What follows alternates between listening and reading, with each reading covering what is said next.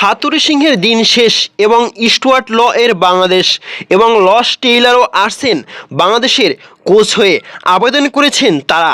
এবার হাতুড়ি সিং বুঝবে মজা যে কত ধানে কত চাল, কতদিন টিকবে আর হাতুড়ি সিং। এই বিশ্বকাপ শুরু থেকেই টালমাটাল অবস্থা বাংলাদেশ ক্রিকেটের সবচেয়ে বড় আসরে নিজেদের সাম্প্রতিক সময়ের সবচেয়ে বাজে ক্রিকেট উপহার দিয়েছে টাইগাররা।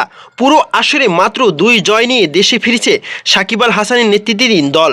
সে সময় থেকেই বাংলাদেশের কোচিং প্যানেলে একাধিক পদ আছে শূন্য অবস্থায় এবং এর মধ্যেই বিশ্বকাপ ব্যর্থতায় হাতুড়ি সিংকে নিয়ে হয়েছে অনেক আলোচনা এবং সমালোচনা।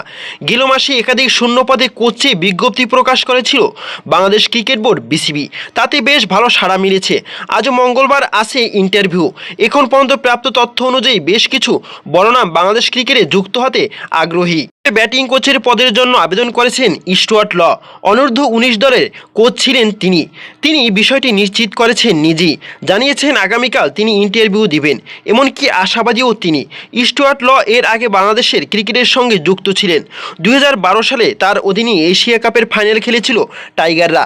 এছাড়া গত বছরের শেষ দিকে তার অধীনেই যুব এশিয়া কাপ জয় করেছিল বাংলাদেশ অনূর্ধ্ব 19 দল। এছাড়াও এই ব্যাটিং পদের জন্য আবেদন করেছেন টাইগারদের সাবেক ক্রিকেটার তুষার ইমরান। ঘরোয়া ক্রিকেটের সর্বোচ্চ রানের মালিক তুষার ইমরান চট্টগ্রামের চ্যালেঞ্জার্সের কোচ। এর আগে গত বিপিএলে ছিলেন সিলেটের কোচ হয়ে। তার অধীনে দেশীয় তরুণদের উত্থানটাও বেশ চোখে পড়ার মতোই ছিল। নিউজিল্যান্ডের কিংবদন্তি ব্যাটার রস টেইলরের নামটাও আছে আগ্রহীদের তালিকায়।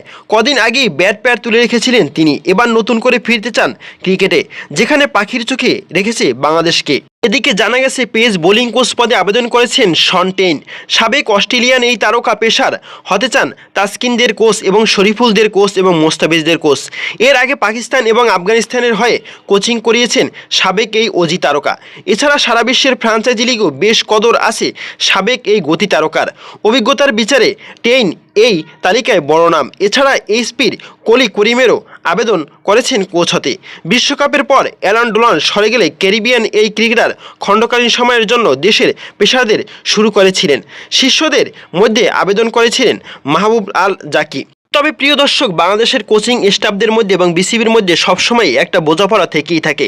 কোচেরা এক এক সময় এসে এক এক নীতি নির্ধারক শুরু করে। যদি দীর্ঘ সময়ের জন্য কাউকে কোচিং প্যানেলে যুক্ত করা যায়, সেটা মনে হয় বাংলাদেশ ক্রিকেটের জন্য খুবই ভালো হয় এবং চন্ডিকা হাতুড়ি সিংহের মতো একজন অনভিজ্ঞ কোচকে দলে রাখাটাও কতটা যুক্তিযুক্ত সে বিষয়ে আপনার মতামত কি জানাতে পারেন কমেন্ট বক্সে। এবং চন্ডিকা হাতুড়ি সিংহের অধীনে আর কতকাল আমাদের থাকতে হবে এবং এই কোচ আনফর্ম কোচ যার জীবনে কোনোদিন একটা ছক্কাও তিনি মারেননি, এমন একজন কোচকে কেন দায়িত্ব দেওয়া হয়েছে বাংলাদেশের কোচিং প্যানেলে? এ বিষয়ে আপনার মতামত কি জানাতে পারেন কমেন্ট বক্সে। এবং আপনি ভিডিওটি কোথা থেকে দেখছেন জানাতে পারেন কমেন্ট বক্সে। আপনাকে ধন্যবাদ জানাতে পারি।